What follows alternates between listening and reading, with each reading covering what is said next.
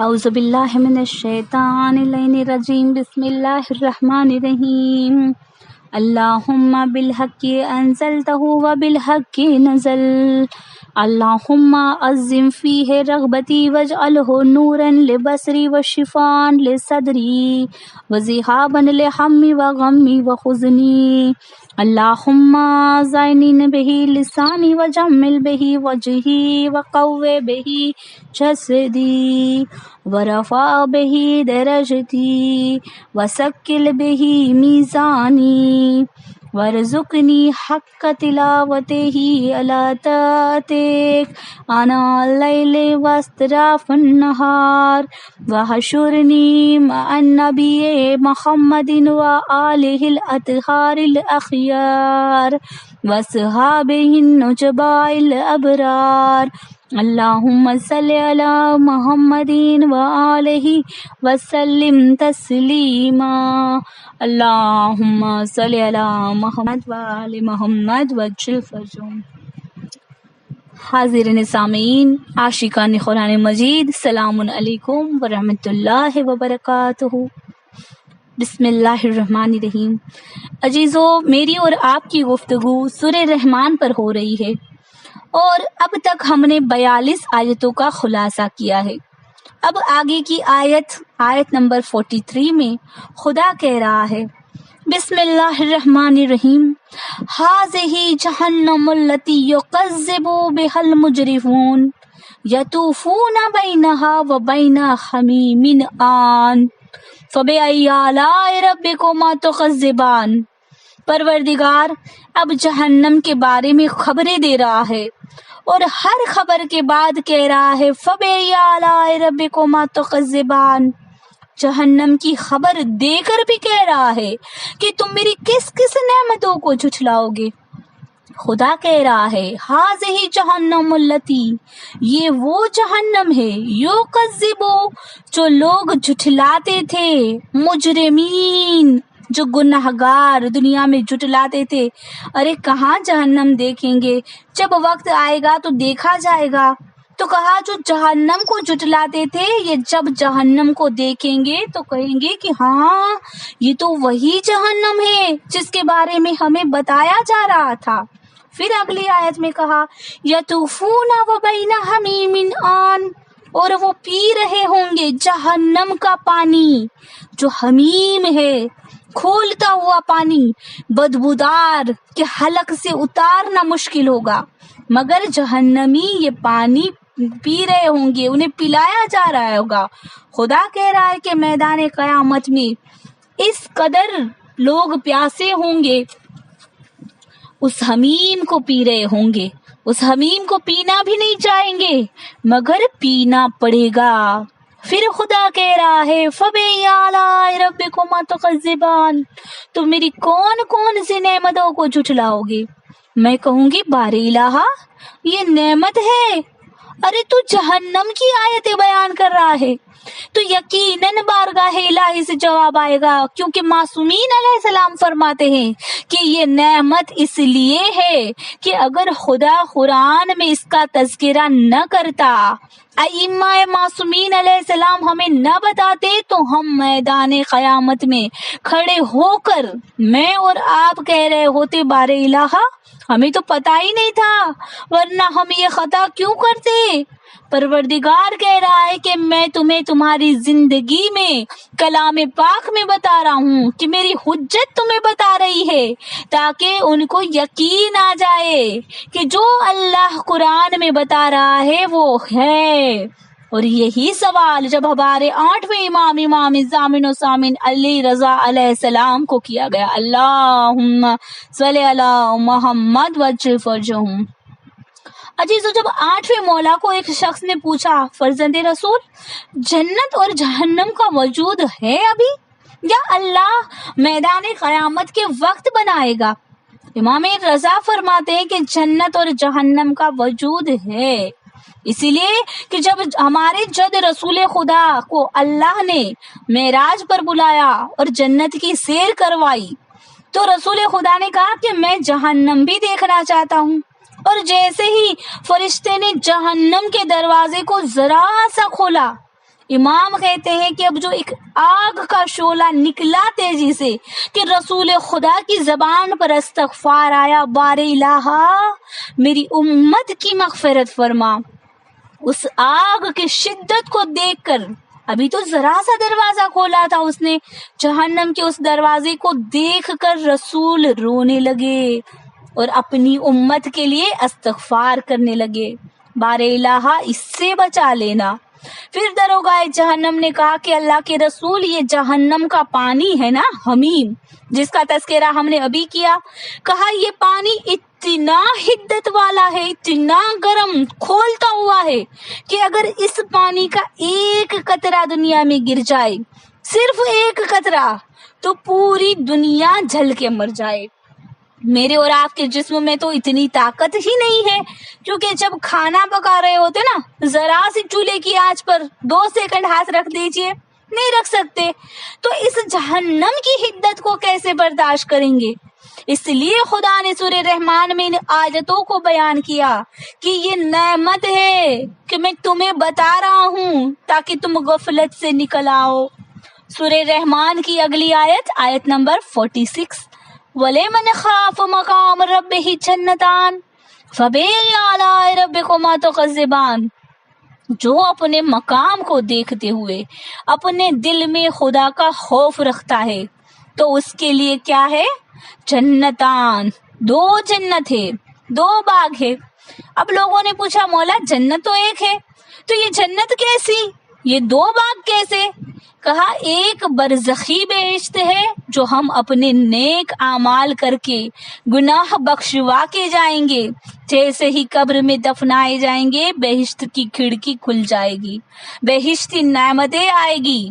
تو ایک برزخی بہشت مولا کہتے ہیں، 2 جنت سے مراد ہے ایک برزخی بہشت اور ایک دائمی بہشت، ایک ولایت علی کا عقیدہ رکھنے پر اور ایک صالح عمل کرنے پر۔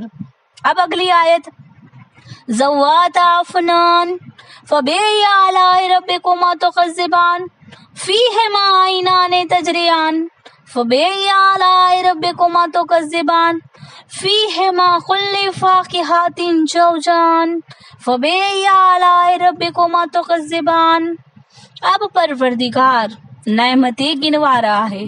جب خدا نے عذاب کی آیتوں کا تذکرہ کر لیا نا، پھر خدا جنت کی نعمتیں گنا رہا ہے کہ کہیں ایسا نہ ہو کہ میرا بندہ خوف زدہ ہو جائے، اب میں اسے اپنی نعمتیں دکھا دوں، رحمتیں دکھا دوں، تاکہ دل میں خوف کا نور اور امید کا نور برابر رہے۔ اب کیا کہا؟ ذوات افنان فبأي آلاء ربكما تكذبان، بہشت میں ہرے بھرے درخت ہوں گے۔ پھر کہا تم میری کون کون سی نعمتوں کو جھٹلاؤ گے؟ پھر کہا فیہما عینان تجریان، وہاں چشمے ہوں گے پانی کے، اور کہا فبأي آلاء ربكما تكذبان، تم میری کون کون سی نعمتوں کو جھٹلاؤ گے؟ پھر کہا فیہما کل فاکہۃ جوزان، وہاں ایسے پھل ہوں گے مختلف قسم کے، جوزان یعنی قسمیں ہوگی۔ کہا 2 قسمیں کیا؟ بہشت میں وہ پھل بھی ہوں گے جو ہم نے اس دنیا میں دیکھے ہیں، کھائے ہیں، اور بہشت میں وہ پھل بھی ہوں گے جو ہم نے آج تک دیکھے ہی نہیں ہے، دونوں قسم کے۔ اس لیے خدا کہہ رہا ہے فیہن کل فاکہۃ زوجان، تم اپنے رب کی کس کس نعمتوں کا انکار کرو گی؟ پھر خدا نے کہا متقین علی فروش فتائنھا، اہل جنت تخت پر بیٹھے ہوں گے، اور وہ تخت پر جو فرش ہوگا اصلی ریشم کا ہوگا، اور متقین ٹیک لگائے شان سے اس تخت پر بیٹھے ہوں گے۔ جب علماء تفاسیر سے پوچھا گیا کہ یہ خدا نے بیٹھنے کی پوزیشن جو ہے نا، یہ بھی خدا بتا رہا ہے کہ ایسے بیٹھے ہوں گے، تکیوں سے ٹیک لگائے بیٹھے ہوں گے، ایسا کیوں؟ تو کہا اس لیے کہ جب انسان پرسکون ہوتا ہے، بہت خوش ہوتا ہے، بہت ریلیکس ہوتا ہے، تو ٹیک لگا کر بیٹھتے ہیں۔ تو بہشت میں وہ اتنے پرسکون ہوں گے، کیونکہ جو مصائب تھے، تکلیفیں تھی، وہ دنیا کے لیے تھی، دنیا میں ہر دکھ سے لیا، اس کی جگہ بہشت میں ملی ہے۔ تو بہشت میں اتنا آرام، سکون اور چین ہوگا، آل محمد کا قرب ہوگا، خدا کی نعمتیں ہوگی، اور متقین بیٹھے ہوں گے تخت پر تکیے کو ٹیک لگائے ہوئے۔ اللہ اس منظر کو بیان کر رہا ہے۔ پھر پروردگار نے کہا فیہن قاصرات الطرف، اور وہاں پر نگاہیں جھکی ہوئی حوریں ہوں گی۔ صفت کیا بتائی؟ نگاہیں جھکی ہوئی، اور ایسی حوریں جسے کسی انسان یا جنات نے ہاتھ بھی نہیں لگایا ہوگا۔ یعنی اللہ نے بتایا کہ عورت کی پہلی صفت کیا ہے؟ شرم اور حیا۔ پھر اللہ نے کہا فَبِأَيِّ آلَاءِ رَبِّكُمَا تُكَذِّبَانِ كَأَنَّهُ الْيَاقُوتُ وَالْمَرْجَانُ، یہ حوریں مثل یاقوت اور مرجان ہوگی، اتنی قیمتی ہوگی۔ فَبِأَيِّ آلَاءِ رَبِّكُمَا تُكَذِّبَانِ، تم اللہ کی کس کس نعمتوں کو جھٹلاؤ گے؟ یعنی اللہ نے بتایا کہ جب بہشت کی نعمتوں کا ذکر ہو، جب تک عورت کا تذکرہ نہ ہو، نعمتیں مکمل نہیں ہوتی۔ دنیا میں کوئی مکان اس وقت گھر بنتا ہے جب اس گھر میں عورت آ جائے۔ یہ فرق ہے مکان اور گھر میں۔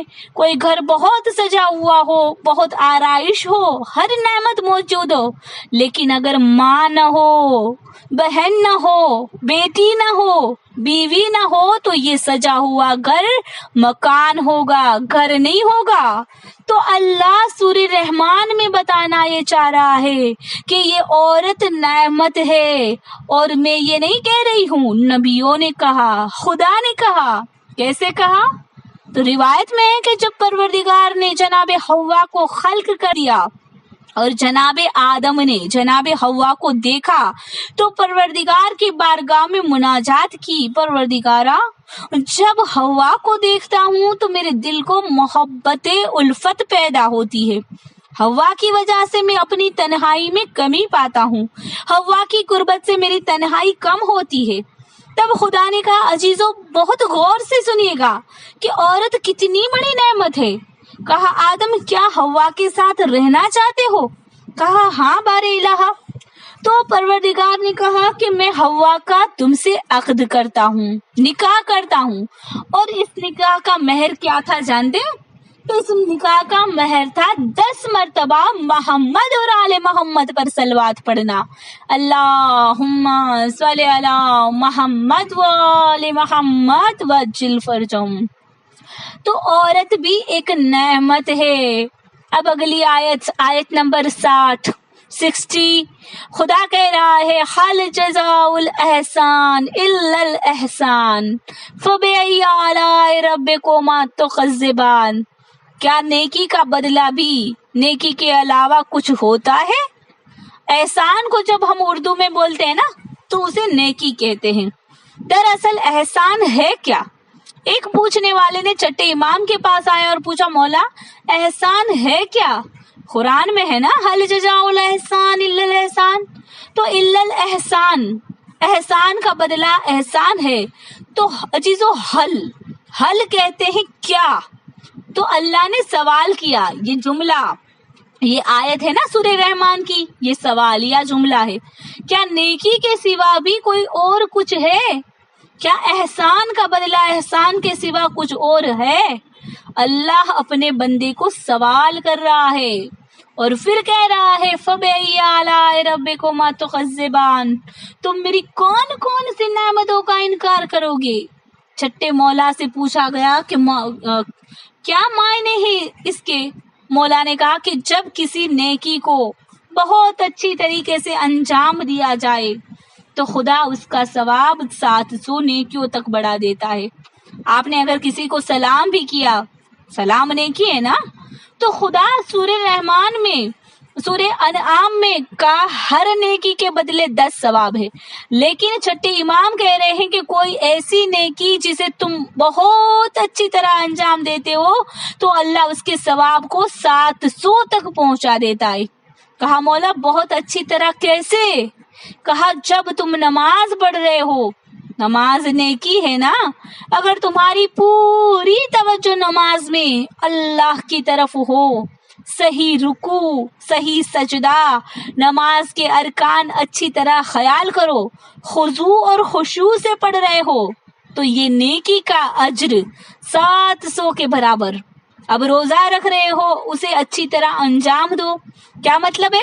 सिर्फ रोजा खाना या पीने का नाम नहीं होता, पूरे जिस्म को हराम काम से रोक दिया, हर चीज अपने आजा को हराम काम से रोक लिया और अच्छी तरह से रोजा रखा, सवाब बढ़ गया, 700 दर्जा हो गया। तो हर वो नेकी जो बेहतरीन तरीके से अंजाम पाए वो एहसान कहलाता है। और खुदा सूरह रहमान में इंसान को कानून बता रहा है और हम तमाम इंसानों से सवाल कर रहा है कि एहसान का बदला एहसान के सिवा कुछ होता है? और ऐसा नहीं है कि अगर मुसलमान नेकी करेगा तो अल्लाह उसे अजर देगा, कोई भी मोमिन नेकी करेगा तो अल्लाह अजर देगा, और नेकी करेगा तो अल्लाह सवाब नहीं देगा, जो नेकी करेगा उसका बदला पाएगा। हल जज़ाउल एहसान इल्लल एहसान, हर एहसान का बदला एहसान है, नेकी है। और यहाँ एक और बात क्लियर कर दूं कि कोई हमारे साथ नेकी करे और हम उसका बदला अच्छा न दे, उसकी नेकी की जजा न दे, उसके साथ अच्छा सुलूक ना रखे, तो याद रखिए कि अल्लाह ऐसे लोगों को पसंद नहीं करता।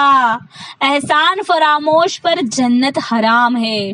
कैसे हराम है? तो एक मर्तबा जनाब मूसा एक रास्ते से गुजर रहे थे, देखा एक शख्स इबादत कर रहा है, इतना इबादत गुजार के वजू करते करते चेहरे की खाल गल गई है, जिस्म के आज़ा घिस गए हैं, मुसलसल इबादत कर रहा है। मूसा जा रहे थे कोई दूर पर अल्लाह से मुनाजात करने के लिए। अब वो शख्स ने कहा, ऐ मूसा, जब अल्लाह से बात करो तो पूछ लेना कि जन्नत में मेरा कौन सा मकाम है। अब इतने सालों से इबादत कर रहे, सोचा कि मुझे तो जन्नत मिलेगी। हालांकि मोमिन के दिल में ये ख्याल नहीं आना चाहिए, पता नहीं कौन सा गुनाह रुकावट बन जाए। मैंने कहा था ना, खौफ खुदा भी होना चाहिए और रहमत की उम्मीद भी होना चाहिए कि इंशाअल्लाह मोहम्मद और आले मोहम्मद के सदके में अल्लाह हमें बेहिश्त पहुंचा देगा। और ये भी होना चाहिए कि रोज़े क़यामत पता नहीं कि मेरा कौन सा गुनाह हो कि मैं फंस जाऊं। दोनों चीज होना चाहिए। अब ये कहता है जनाब मूसा से कि अल्लाह से पूछना जन्नत में मेरा कौन सा मकाम है। जनाब मूसा पहुंचे कोहे तूर पर, मुनाजात की और उस शख्स का पैगाम पहुंचाया, बारे इलाहा तेरा एक बंदा है, कसीर मुद्दत से तेरी इबादत कर रहा है, जिस्म घिस गया है उसका इबादत करते करते। जब जनाब मूसा ने उसे देखा था ना, तो उस शख्स से सवाल किया था कि तुम इतनी इबादत कर रहे हो, इतने इबादत गुजार हो, तो तुम्हारे खाने पीने का इंतजाम कौन करता है? वो तो इबादत गुजार कहता है कि अल्लाह ने एक परिंदे को मुकर्रर कर दिया है, वो हर रोज अपने पंजों में अनार लेकर आता है, अपनी चोंच से वो अनार तोड़ता है और उसके दाने निकाल कर एक एक करके दाने मेरे मुंह में डालता है, तो ये मेरी गिजा का इंतजाम है। अब जनाब मूसा ने अल्लाह से कहा कि तेरे बंदे ने पूछा है कि मेरे बेहिश्त में क्या मकाम है।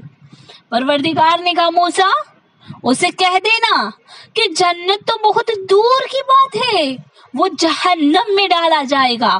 जनाब मूसा भी परेशान हो गए, कहा बारे इलाहा इतनी इबादत कर रहा है, जिस्म भी गल गया है और अभी वो लायक बेहिश्त नहीं हुआ। कहा क्यों? कहा मूसा वो एहसान फरामोश है और एहसान फरामोश पर जन्नत हराम है। कहा मालिक वो क्या एहसान फरामोशी करेगा, वो तो एक जगह बैठा है। कहा सुनो मूसा, वो परिंदा जो हर रोज उसके लिए अनार लेकर आता है, अपने मंजों में दबाकर अपनी चोंच से वो अनार तोड़ता है, एक एक दाना चुन चुन कर खिलाता है उसे, लेकिन ये इतना एहसान फरामोश है कि उसने कभी चंद दाने भी उस परिंदे के लिए नहीं छोड़े जो लाके खिला रहा है। कभी तो कुछ दाने उस परिंदे को लिए छोड़ देता, اتنی محنت کر کے لا رہا ہے اس کے لیے، تو یہ احسان فراموش میری بہشت میں داخل نہیں ہو سکتا۔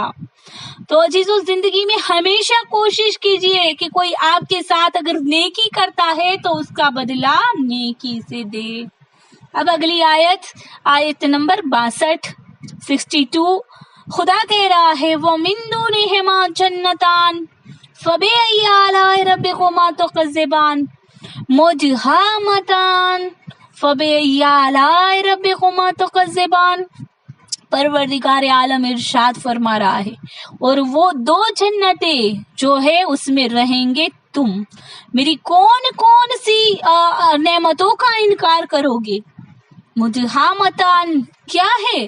پہلے تو لوگوں نے سوال کیا رسول خدا سے کہ 2 جنتیں کیا ہے؟ تو رسول خدا نے کہا جنت میں سب کے درجے برابر نہیں ہے، کہا جنت میں 2 سونے کی جنت ہے، کن کے لیے؟ جو اللہ کے مقربین ہے، کہا 2 چاندی کی جنتیں ہیں، کن کے لیے؟ جنت میں درجے بنے ہوئے جنہیں دائنے ہاتھوں میں نامہ عمل دیا گیا ہے، شہداء کے درجے الگ الگ ہے، انبیاء کے درجے الگ الگ ہے، ائمہ کے درجے الگ الگ ہے۔ کچھ مومنوں کو اللہ اختیار دے گا کہ ہفتے میں 1 مرتبہ آل محمد کی زیارت کرے، کسی کو مہینے میں 1 مرتبہ، اور سلمان و مقدار جیسے ہر وقت زیارت کرتے ہیں، یعنی جس کے جیسے اعمال ہوں گے، جس کا جیسا جہاد ہوگا، کیونکہ جنت جگہ ہے مجاہدوں کی، جنت جگہ ہے صابروں کی، جنت ہے جگہ ہے شاکرین کی۔ جس کا جیسا شکر ہوگا، جیسا صبر ہوگا، جیسا جہاد ہوگا، اس کو ویسے ہی مرتبے ہوں گے۔ رسول خدا نے کہا کہ کبھی یہ نہ کہنا کہ 1 جنت نہیں، جنت کے اندر بھی کتنے درجے بنا رکھے ہیں۔ اب خدا کہہ رہا ہے مدہامتان فَبِأَيِّ آلَاءِ رَبِّكُمَا تُكَذِّبَانِ۔ یقین جانیے، قرآن کو بیٹھ کر سکون سے پڑھیے، بھلے 1 ہی پیج صحیح، جتنا غور و فکر سے پڑھیں گے نا، عقل حیران رہ جاتی ہے کہ اللہ کتنی باریکی سے اپنی نعمتوں کا بیان کر رہا ہے۔ مدہامتان کیا ہے؟ دیکھیے، میں اور آپ کتنے درخت دیکھتے ہیں، درخت کتنے ہیں، مگر میں اور آپ ایک چیز نوٹ کرتے ہیں کہ جتنے بھی درخت ہے سب کے پتے سبز ہے، کسی کا ہلکا ہرا ہے، کسی کا گہرا ہرا ہے، کسی کا بہت لائٹ گرین ہے، کسی کا بہت ڈارک شیڈ ہے یا نہیں ہے؟ ہے نا؟ ہم کبھی غور نہیں کرتے۔ اللہ کہہ رہا ہے مدخامتان، جنت کے باغوں میں جو درخت ہوں گے، جو گہرا ہرا رنگ ہوتا ہے نا، خدا کہتا ہے جنت کے درختوں کے پتوں کا یہ رنگ ہوگا، تم اللہ کی کس کس نعمتوں کا انکار کرو گے؟ اب اگلی آیت میں خدا کہہ رہا ہے فیہما عینان نضاختان۔ اب اللہ نے پھر اس آیت کو دہرایا، مگر وہاں صفت کچھ اور ہے، یہاں صفت کچھ اور ہے۔ یہاں اللہ نے کہا جنت میں پانی کے چشمے ہوں گے، ایسے چشمے ہوں گے جس میں فوارے ہوں گے، فواروں میں پانی اچھلتا ہے نا۔ پہلے کے زمانے میں لوگ نہیں سمجھ پا رہے تھے، لیکن اب ہم اور آپ دیکھ رہے ہیں اپنی آنکھوں سے۔ اسی لیے کہتے ہیں نا کہ قرآن کے 70 باطن ہے، بس خدا امام زمانہ کا ظہور کرے۔ جب امام قرآن کی تفسیر کریں گے نا تو نہ جانے کیا کیا راز کھلتے نظر آئیں گے۔ خدا کہہ رہا ہے فیہما عینان نضاختان، کہ کچھ ایسے چشمے ہوں گے جس میں فوارے ہیں۔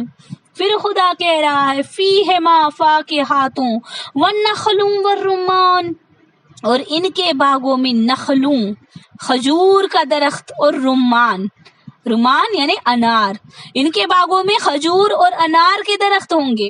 اب لوگوں نے کہا مولا، سورہ رحمان میں یہ کھجور اور انار کا تذکرہ دوبارہ آیا ہے۔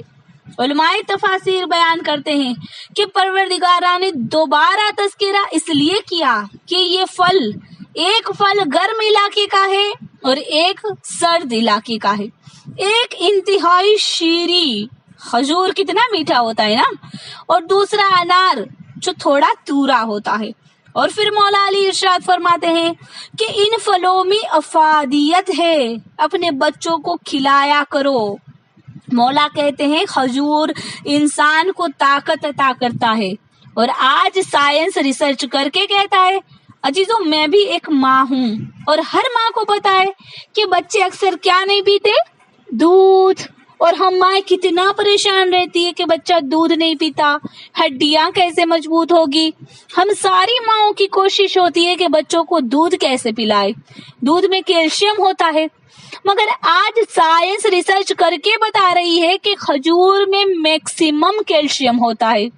مولا کہتے ہیں کہ اپنے بچوں کو کھجور کھلایا کرو، اگر دودھ نہیں پیتا بچہ تو کیلشیم کی کمی کھجور سے پوری ہو جائے گی۔ تو مولا کہتے ہیں کہ جو بچے جلدی نہیں بولتے بچپن میں انہیں انار کھلاؤ، وہ جلدی بولیں گے۔ آج سائنس کیا کہہ رہی ہے، ہیموگلوبن کی کمی ہے، خون کی کمی ہے، تو انہیں انار دیجئے، کھجور دیجئے۔ تو علماء تفاسیر نے کہا کہ اس میں اتنی افادیت ہے کہ اللہ نے ان نعمتوں کا تذکرہ سورہ الرحمن میں دوبارہ کیا، فیہما فاکہۃ والنخل والرمان، وہاں بہت سے باغ ہوں گے خصوصاً کھجور اور انار۔ فبأي آلاء ربكما تكذبان، تم میری کون کون سی نعمتوں کا انکار کرو گے؟ اور پھر اگلی آیت میں خدا کہہ رہا ہے فیہن خیرات حسان، وہاں بہت خوبصورت اور با اخلاق۔ اب جس نے پہلے ترجمہ کیا انہوں نے لکھا حور، لیکن جب اس آیت کے متعلق چٹے امام سے پوچھا مولا یہ کیا حوروں کے متعلق کہا گیا ہے؟